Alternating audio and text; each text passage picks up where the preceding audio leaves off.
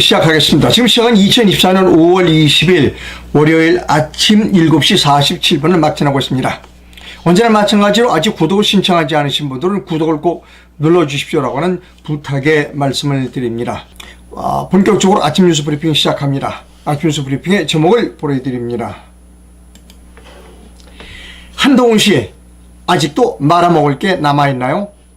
한동훈 씨, 아직도 말아먹을 게 남아있나요? 이것이 오늘 아침 뉴스 브리핑의 제목입니다. 그 해외 직구 때문에 시끄러웠죠. 결국 그 해외 직구를 규제하려고 하던 정부가 한 발 물러섰습니다. 자, 여권에 좀 이름 있는 사람들이 들고 일어났어요. 정부 정책을 바로 때렸다. 민심 대응 빨라진 여의 빅샷들이라고 하는 조선일보 기사 제목입니다. 정부가 19일 국가인증통합마크 KC 미인증 제품이 해외 직구 금지 철회 방침을 발표하기에 앞서 여권의 유력 정치인들이 먼저 직구 금지 방침을 비판하며 철회를 요구했다. 요구한 사람들이 한동훈, 유승민, 그 다음에 나경원 이런 사람들이 그거 안 돼. 철회하라 라고 얘기했다는 겁니다. 예, 뭐 별로 그렇게 제 방송을 시청하시는 분들은 별로 이렇게 세 분 다 별로 그래서 호감 있는 분이 아닐 거라고 생각합니다. 한동훈 씨가 자기 페이스북에 올린 글을 여러분께 보여드리도록 하겠습니다. 한동훈 씨 페이스북에서 가져왔습니다. 개인 해외 직구 시 KC 인증 의무화 규제는 소비자의 선택권을 지나치게 제한하므로 제거되어야 합니다. 해외 직구는 이미 연간 6.7조를 넘을 정도로 국민들이 애용하고 있고 저도 가끔 해외 직구를 합니다. 국내 소비자 보호를 위하여 제품의 안전을 꼼꼼히 지키는 것은 정부의 당연한 책무입니다. 그러나 516 발표처럼 개인이 해외 직구 시 KC 인증을 의무화할 경우 적용 범위와 방식이 모호하고 지나치게 넓어져 과도한 규제가 될 겁니다. 우리 정부는 규제를 과감히 촉파하고 공정한 경쟁과 선택권을 보장하는 정부입니다. 라고 한동훈 씨 페이스북을 여러분께 소개해드렸습니다. 자, 한동훈 씨의 이런 행보에 대하여 저 사람이 이번 그 당 대표에 도전하겠구나 라고 하는 생각들을 하고 있습니다. 한겨레신문입니다. 한동훈이 당 대표에 도전할 것 같다. 총선 뒤에 첫 현안을 발표하며 각을 세웠다는 겁니다. 예, 뭐 당대표에 도전하겠죠. 자, 그런데 지금 한동훈이가 당대표가 되고 나오겠다? 어제 그 SNS에서 한동훈 씨, 뭐 또 말아먹을 게 있나요? 라고 하는 글을 발견했어요. 그래서 제가 오늘 제목을 이렇게 붙였습니다. 이건 제가 쓴 제목이 아니라 SNS에서 발견한 제목입니다. 한동훈 씨, 아직도 뭐 말아먹을 게 남아있어요? 라고 하는 제목을 제가 페이스북에서 찾았습니다. 자,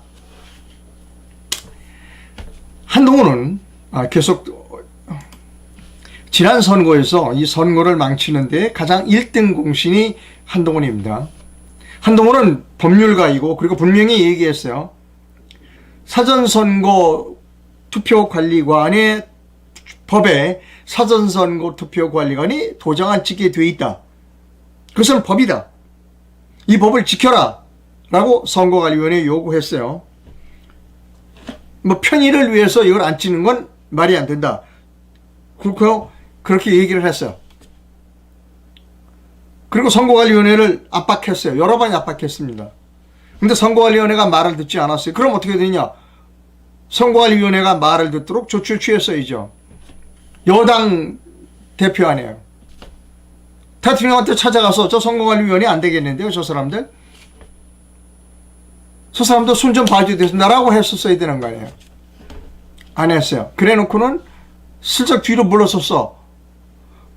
사전투표가 문제가 된다는 것, 사전투표 관리관의 도장을 찍지 않은 것이 문제가 되는 것을 너무나 잘 알고 있었고 그것이 법률을 위반한다는 것을 너무나 잘 알고 있었던 사람이 그렇게 얘기해놓고 그냥 슬쩍 물러섰어요. 그래놓고 뭐라고 그러냐? 사전투표 하세요 라고 얘기했어요.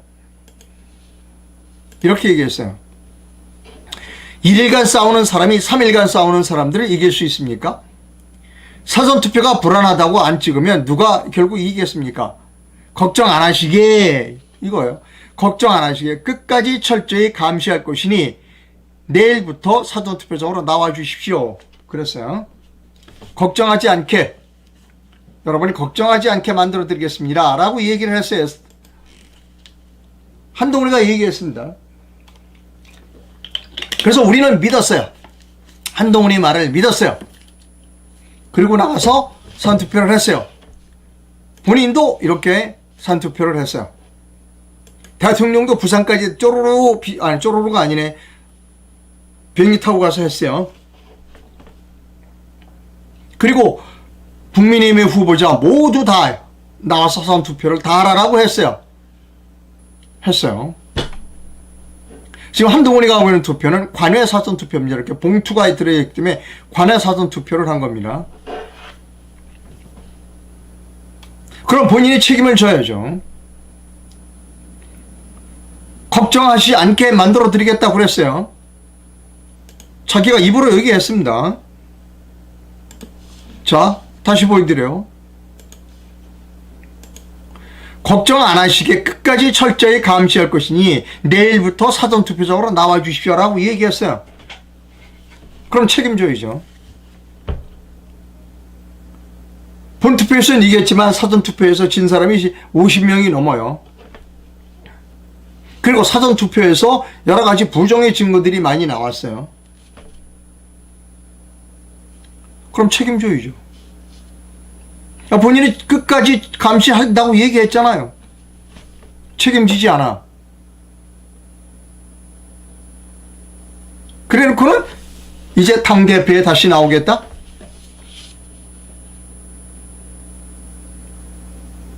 한동훈이는 제일 먼저 이거부터 해명해야 돼요. 왜 사전투표 관리관 도장을 찍으라고 얘기했는지. 근데 안 찍었는데 왜 그냥 그걸 감옥에 가두든가, 선거관리위원회 김용빈 사무처장을 감옥에 가두든가, 노태학을 잡아 가두든가 했었어야 될 거 아니에요. 그리고 그냥 슬그머리 갔어. 걱정 안 하시게 끝까지 철저히 감시한다고 그랬어. 사전투표장으로 나오라고 그랬어요. 이상민 행정안전부 장관도 그랬어요. 걱정하지 마시오. 경찰관이 졸졸 쫓아간다고 그랬어요. 쫓아가기엔 무슨, 이 부정선거의 주범 또는 공범이라니까요. 윤석열, 한동훈, 이상민, 김용빈, 노태학 다 주범이에요. 그 중에 이번 4월 10일에서 가장 큰 범죄를 범한 사람이 한동훈이에요. 근데 당대표가 하고 싶은가 봐요. 오케이, 나오라는 거예요. 설명해야 돼. 이 부분을 먼저 설명해. 정치인이라면 이 부분을 먼저 설명해야 한다는 겁니다. 자, 조선일보에 이런 사설이 있어요.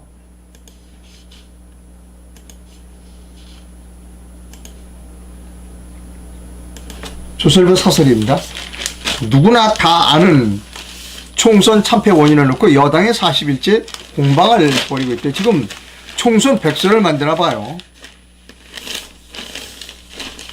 조정우 씨가 총선 백서를 만드는 책임자래요. 국민의힘이 총선 이후 패배 원인을 분석하는 총선 백서 발간해놓고 40일째 논란을 벌이고 있다.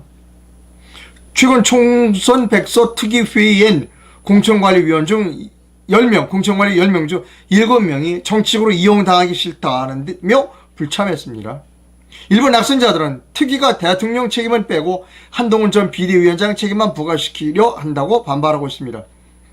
특위위원장인 조정은 의원에 대해서도 자신이 당대표 출마를 위해 백서 발간을 이용한다 하고 비판하고 있다는 겁니다.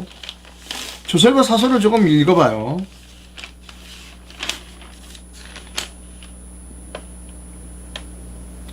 근본적인 문제, 조선일보는 이렇게 생각하고 있어요. 이번 총선에 여당의 표본 근본적인 문제는 윤 대통령의 독선과 국정 운영과 수직적 당전 관계에 있다고 했어요. 자, 거짓말이에요. 자, 모두가 다 거짓말을, 조선일보도 거짓말을 하고 있고, 국민의힘 이 조정훈이도 거짓말을 하고 있고, 모두가 다 거짓말을 하고 있어요. 총선 참패의 원인을 저는 알아요. 여러분도 아실 겁니다. 자, 백서를 쓴다. 실패에 대해서 왜 실패인지 보고서를 쓰는 겁니다. 자, 기업에 근무하신 분은 알아요. 자, 이번에 우리가 물건을 출시했어. 신상품을 출시했는데 상대 회사에서도 신상품을 출시했어. 근데 우리가 참패를 했어. 그럼 왜 참패했는지를 분석을 해야 되는데 그때 가장 기본이 되는 게 숫자입니다. 야, 어느 지역에 얘기를 하죠. 예. 예를 들어서 핸드폰을 출시했다 이거예요. 핸드폰을 출시했어. 근데 이 핸드폰을 출시한데 어느 지역에서는 핸드폰이 잘 팔렸는데 우리 핸드폰이 어느 지역에서 핸드폰이 안 팔렸다. 또 이 핸드폰을 산 사람이 연령별대로는 어떤 사람이 우리 핸드폰을 많이 샀는데 어떤 연령대에서 우리 핸드폰을 많이 사지 않았다는 통계 숫자를 놓고 분석을 해야 되는 거예요. 제가 자꾸 사회적 의사라는 말씀을 드려요. 이 조선일보 같은데 언론은 사회적 의사예요. 물론 돌팔이지만 이거 다 돌팔입니다. 다 돌팔이에요. 자, 쓰레기입니다. 왜? 숫자를 놓고 얘기를 하진 않아. 환자가 병원에 갔어요. 의사 선생님 제가 막 여기 앞에 그래요? 그럼 이제 혈압을 재죠. 피를 뽑아서 검사를 해요. CT도 찍고 MRI도 찍고 여러 가지 지금 검사하는 그 항목들도 많아요. 그럼 이제 일주일에 오세요. 이 검사 결과 다 나오면 제가 말씀드릴게요. 여기 보면 일주일에 가면 갔어요. 했더니 혈압, 그 다음에 당뇨 수치, 다 나오잖아요. 근데 딱 그 검사지를 딱 덮어 의사가 그래놓고 당신은 암이에요 라고 하면 믿겠냐고요.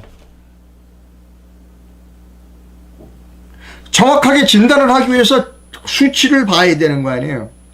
그러면 국민의힘이 총선에 왜 졌는가를 백서를 발견하기 위해서 수치를 놓고 봐야 된다는 겁니다.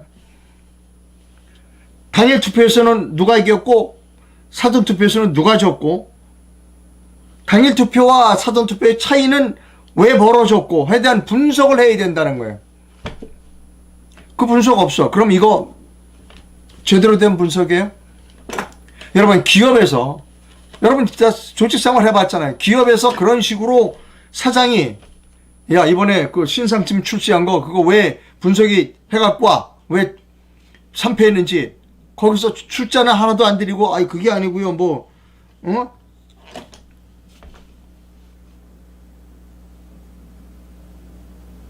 말이 되는 거예요? 자, 제가 이제 말씀드립니다. 여기 다시 이게 다 쓰레기예요. 저는 매일 아침 쓰레기 속에서 살고 있어요. 매일 아침에. 조중동, 저는 매일경제, 한국경제 이렇게 쓰레기 속에서 살고 있습니다. 여러분 신문 보실 필요 없어요. 제가 보고 다 알려드릴게요. 쓰레기 일부러 돈 주고 쓰레기를 구매하실 필요가 없습니다. 왜 쓰레기냐? 숫자를 얘기를 안 해. 숫자를 얘기 안 하고 뭐가 어떻대. 윤석열이가 어떻고 김건희가 어떻고 숫자로 얘기하자고 먼저 분석을 해야 될 게 숫자예요. 다 거짓말쟁이들입니다. 다 사기꾼입니다. 제가 사기꾼이라고 얘기하잖아요. 더 돌팔입니다. 여러분 앞으로도 마찬가지입니다. 앞으로도 정책을 발표하고 할 때 숫자를 가지고 발표하지 않는 이번에 의대 정원도 마찬가지예요. 2,000명 정원에 정확하게 왜 2,000명이 나왔는지 숫자를 제공하지 못했다는 거 아닙니까? 그럼 뭐예요? 사기꾼이에요 다. 2,000명이라는 숫자가 왜 나왔는지를 정확하게 얘기를 해야 되는 거 아니에요. 사기꾼이에요.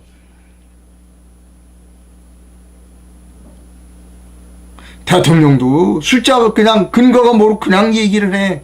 보건복지부 장관도 그냥 해. 교육부 장관도 그냥. 그러니까 의사들이 난리치는 거 아닙니까?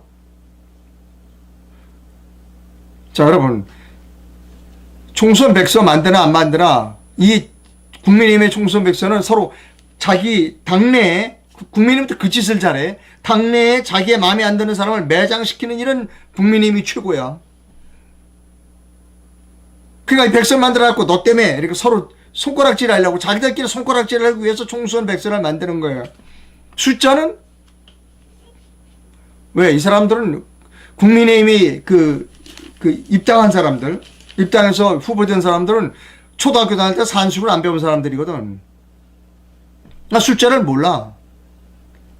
초등학교 때 산수를 안 배운 사람들이 어떻게 국정을 운영하느냐고요. 거짓말 아니에요? 초등학교 때 산수 안 배우는 사람들, 국민의힘의 국회의원들 다, 대통령도 초등학교 때 산수 안 배웠어. 서울 법대까지는, 서울 법대에서도 산수를 안 가르쳐. 한동훈이도 서울 법대 하는데 산수를 못 배우고 나온 사람들이야. 그런 사람들이 무슨 국정을 운영한다고 그래요. 그만두고 집에 가는 게 낫지 않아요? 대단한 나라입니다. 대통령도 산수를 몰라. 전직 법무부 장관도 산수를 몰라. 국회의원 한 100여 명 되는 국회의원들도 전부 산수를 몰라. 숫자를 몰라. 집에 가는 게 낫죠. 자, 그 다음에 김경수가 귀국했어요.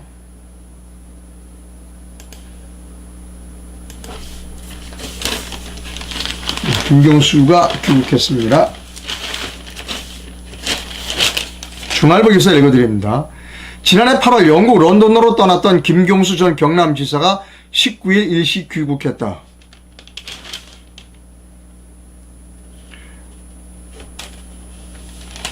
정치권에서는 특히 김 전 지사가 국내에 머무는 한 달 동안 누구를 만날지 주목하는 분위기다.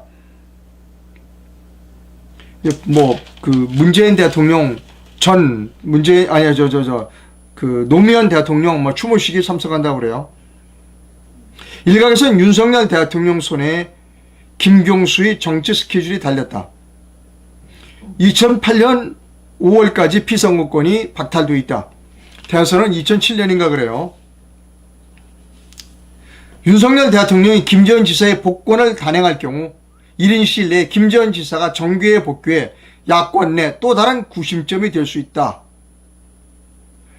야권 관계자는 윤석열 대통령 입장에서는 김경수 복권이 협치 행보이자 야권 내 경쟁 구도를 만들 수 있는 카드가 아니겠냐고 말했다는 겁니다. 자, 여기서 제가 두 가지를 말씀드립니다. 두 가지. 이거예요. 지난해 8월 영국 런던으로 떠났던 김경수 전 지사가 19일 귀국했다. 지난해 8월이면 8, 9, 10, 11, 12 올해 1, 2, 3, 4, 5 10개월 동안이에요.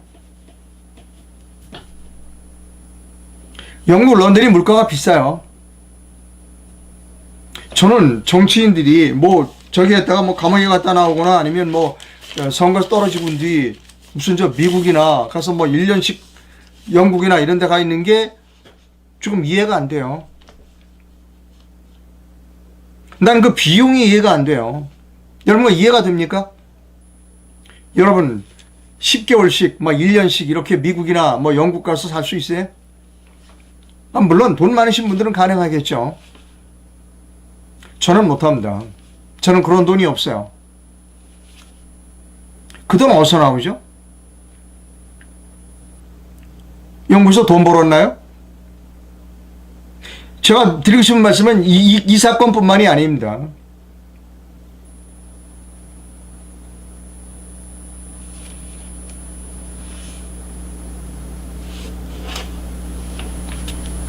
정치인 하다가 선거 떨어지거나 하면 미국 나가서 한 1년이나 이때가 들어오는 사람들 많잖아요.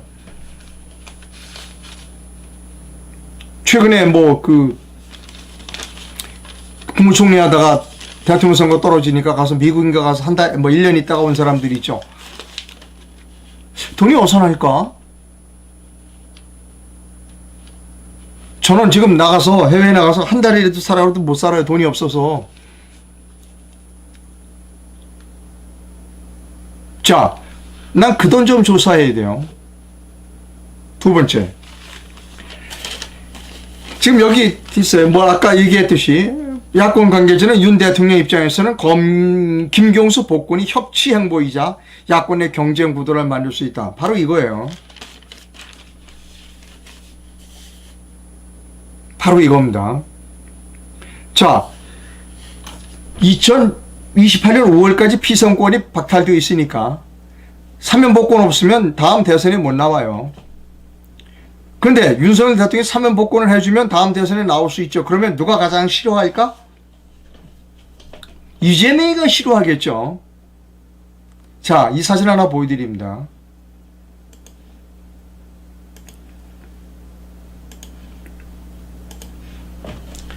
이재명이 용산을 방문했어요. 누가 대통령인지 누가 야당 당수인지 이 사진 가지고는 좀 구별은 안 돼요. 어쨌든 이 양자 사이에는 무엇인가 교감하는 부분이 있을 거예요. 이 회담을 성사시키기 위해서 밀사가 서로 왔다 갔다 그래요. 양측에서. 그 밀사의 말에 의하면 이재명 대표가 껄끄러운 사람은 기용하지 않겠다. 즉 이재명 당신이 대통령 되는 데에 걸림돌이 되는 사람은 내가 기용하지 않겠다. 거기에 김경수가 들어갈까 안 들어갈까? 이 두 사람은 알 거예요. 그러면 이재명의 입장에서는 윤석열 대통령이 기대하는 바가 있죠. 이 사람이 김경수 사면 복권 시켜주면 엄청나게 타격받을 거예요. 이 두 사람 사이에 묵계가 있었다라고 의심할 만한 요소가 있다는 거예요.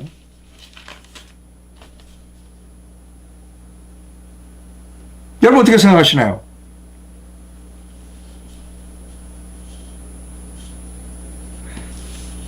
즉 이런 것을 보고 야합을 할 가능성이 높다는 거죠. 이 두 사람 간의 야합이 국익에 도움이 될까? 국민이 원하는 바일까? 야합과 협치는 달라요.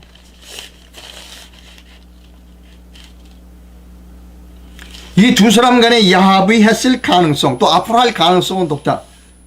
근데 그런 그 야합은 협치와 다르다. 따라서 그러한 야합이 국민이 원하는 나라를 위한 국익과 반드시 합치하지 않을 수 있다 하는 것이 제 견해입니다.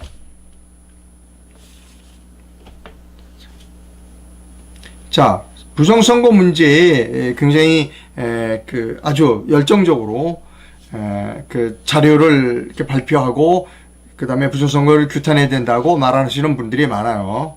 광화문에 계시는 목사님, 뭐 황교안 씨, 민경욱 씨 이런 분이 있어요. 민경욱 씨 페이스북을 오늘 여러분께 좀 보여드릴 필요가 있어요. 선거제도 하나 제대로 지키지 못하는 사람이 무슨 대통령입니까? 헌법 수호라는 지상의 의무를 내팽개친 사람입니다. 가만히 보니 이제 22대 국회가 개원되면 압도적 여소야대 입법부의 눈치나 보며 비루한 행동으로 목숨이나 연명할 방도를 찾을 못난 사람입니다. 이재명이 지지하는 추미애가 국회의장이 안 돼서 놀랐다는 이야기는 뭐하러 합니까? 아, 그랬나요? 윤석열이 그랬나 봐요. 이재명이 지지하는 추미애가 국회의장이 안 돼서 놀랐다라는 이야기를 윤석열 대통령이 했나 봐요. 이런 얘기를 듣고 깜짝 놀랄 대상이 우원식이인데 우원식이 듣고 퍽이나 좋아했겠네요. 대통령이 저러면 사람들은 이재명을 대통령으로 생각합니다. 정말로 실망스럽습니다. 라고 하는 민경욱 씨의 글을 읽어드렸어요. 김경욱 씨가 발표한 글 중에 가장 수위가 센 글이다 라고 제가 생각해요. 그럼에도 불구하고 저는 끝내 민경욱 씨는 부정선거 수사하지 못하면 그만둬라, 하야하라, 퇴진하라는 용어를 사용하지 않았다는 거예요.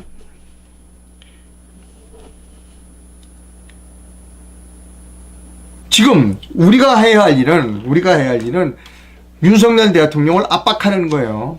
당신 내려와라 라는 이야기를 해야 돼요. 지금 부정선거를 가장 크게 주장하는 분 중에 하나가 민경욱 씨예요. 근데 이렇게 오늘 가장 지금까지 발표된 글 중에 가장 강도가 세지만 파이널 마지막 피니시브로는 날리고 있지 않다는 겁니다. 정말로 실망스럽습니다. 그가 아니라 제일 마지막 문장이 그렇게 돼야 돼요. 이제 그만 대통령에서 내려오십시오 라는 이야기를 했었어야 된다는 겁니다. 이걸 안 해요. 자, 제가 아까 또 말씀드렸죠. 부정선거 척결에 가장 앞장서시는 사람 중에 황교안 씨도 있어요. 황교안 씨가 계속해서 하고 있는 캠페인이 있습니다. 지금이 윤석열 대통령께 보내는 손글씨 호소문 읽어드리는 시간, 황교안 TV에서 8번째로 방송을 했어요. 여러분, 지금 호소해서 될 문제가 아니라고 제가 수없이 말씀드렸어요. 자, 우파의 지도자들은 타겟을 분명히 해야 되고, 목표가 분명하면, 그리고 그 투쟁 방법이 선명해야 된다는 거예요. 어정쩡해서는 안 된다는 겁니다. 호소라는 건 뭐냐면요, 윤석열 당신은 잘못이 하나도 없어. 당신처럼 아주 훌륭한 그 임금이 그 상감마마에게 우리가 백성이 좀 해달라고 부탁하는 게 하는 겁니다. 통촉하여 주십소가 되는 겁니다. 해주겠어요, 윤석열 씨가?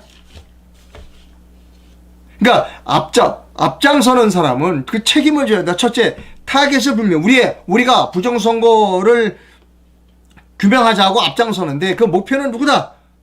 저는 노태악도 아니라는 겁니다. 누구냐? 윤석열이 타겟이 돼야 한다는 거예요.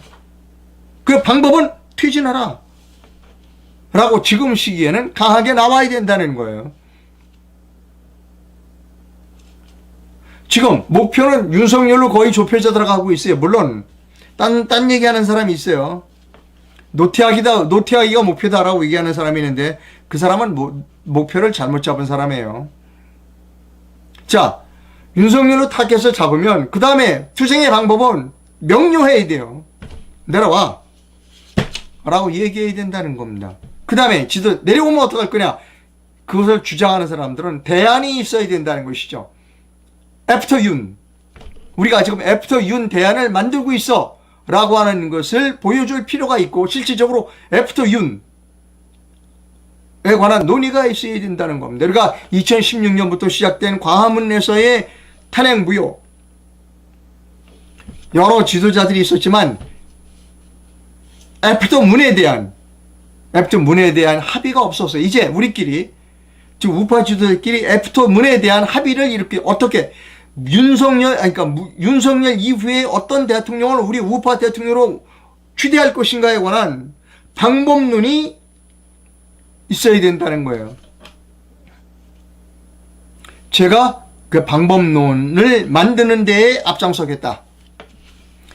내일 제가 일부를 여러분께 말씀드리도록 하겠습니다. 자,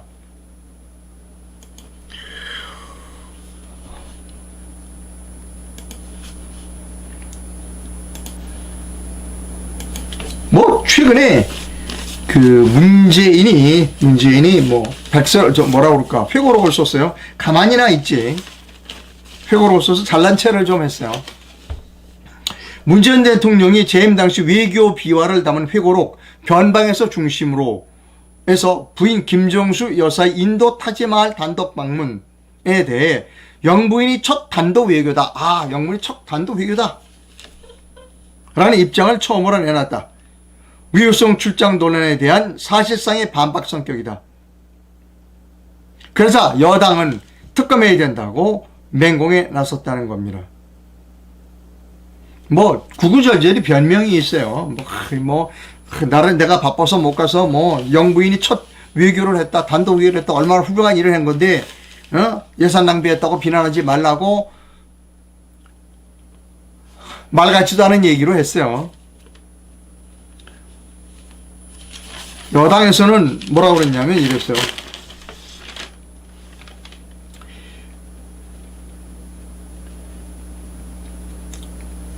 영부인이 첫 단독 외교라고 말하자 국민의힘은 관광을 외교로 둔갑시켰다.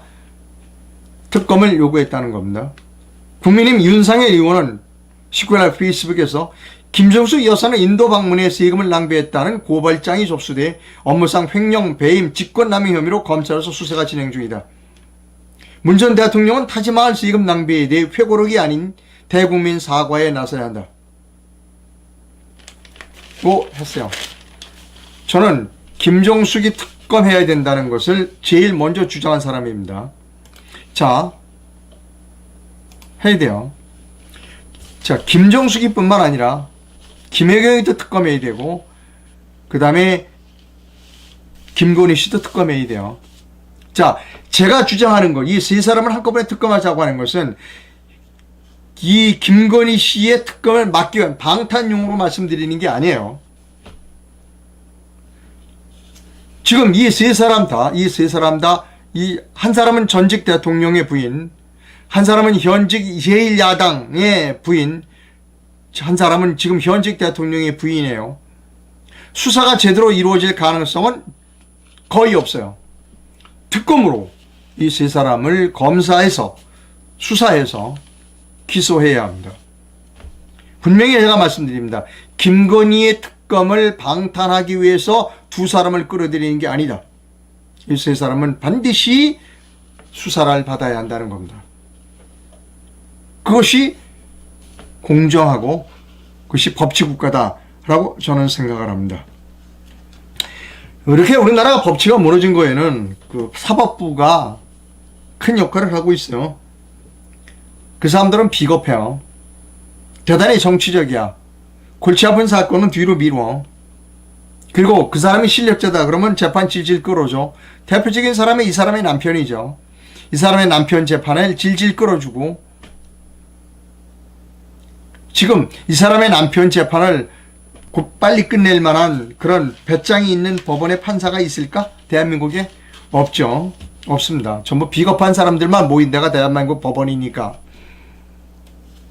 그리고 우파가 뭐 했다 그러면은 득달같이 빨리 해서 전부 감옥에 보내거나 벌금 물리는 게 지금 현재의 법원이에요. 그래서 법원에서 시위를 하는데 색다른 시위를, 차량 시위를 합니다.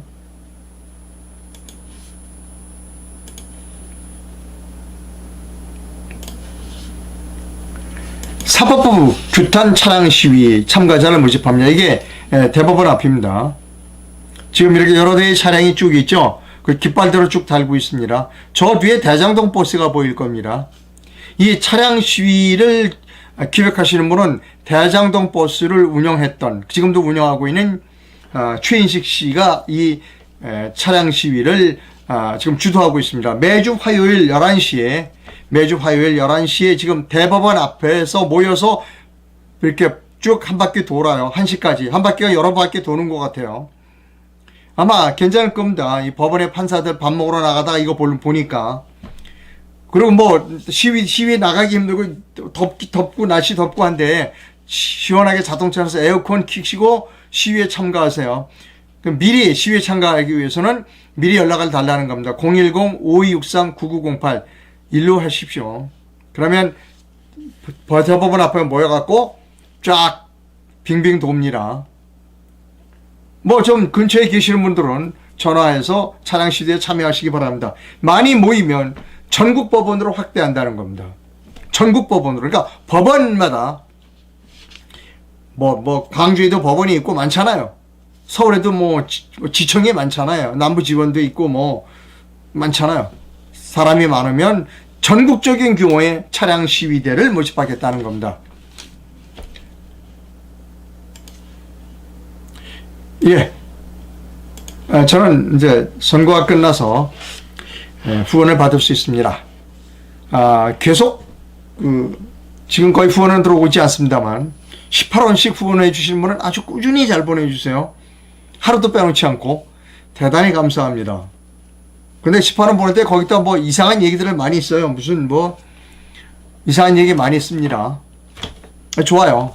18원이라도 대단히 감사하게 받겠습니다. 국내에서 보내실 분은 기업은행 계좌를, 해외에서 보내실 분은 페이팔 계좌를 이용해 주시면 감사하겠습니다. 회원 가입은 영상 하단에서 해 주실 수 있습니다. 자, 댓글이 들어왔는지를 좀 살펴보도록 하겠습니다.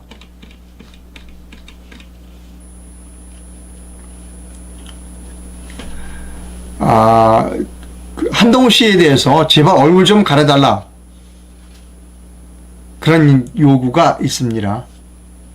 그래, 맞아. 한동훈이가 아직도 뭔가 말아먹을 게 있다고 생각하는 것 같다 라고 하는 것도 있고요. 한동훈이는 수사 한 건도 한 일이 없다. 국회 가서 법무장관 할 때 말싸움한 거 이외에는 아무것도 없다는 겁니다.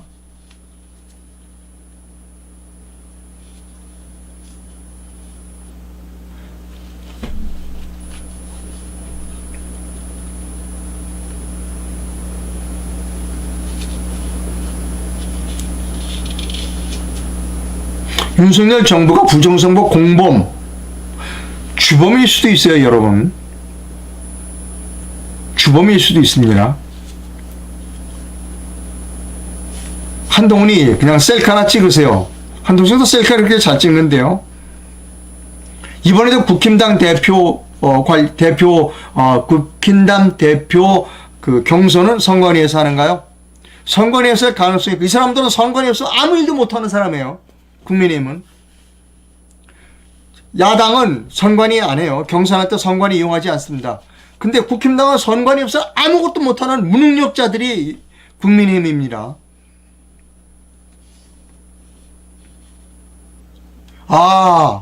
이번에 한동훈이가 당대표로 출마하면 꼭 당선된대요. 왜?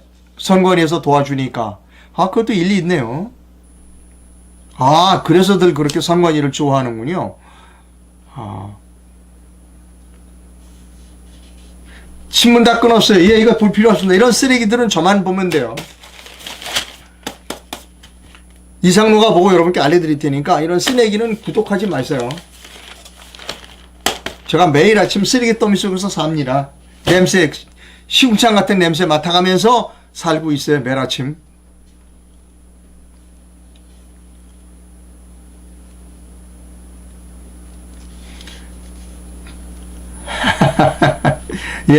김경수 사면 해줄까? 글쎄, 그거는 이재명이하고 협의를 하겠죠. 자, 방송 시청해주신 시청자 여러분 대단히 감사합니다. 내일 아침에 뵙겠습니다. 내일 아침에 제가 드리지 말씀이 좀 많습니다. 감사합니다.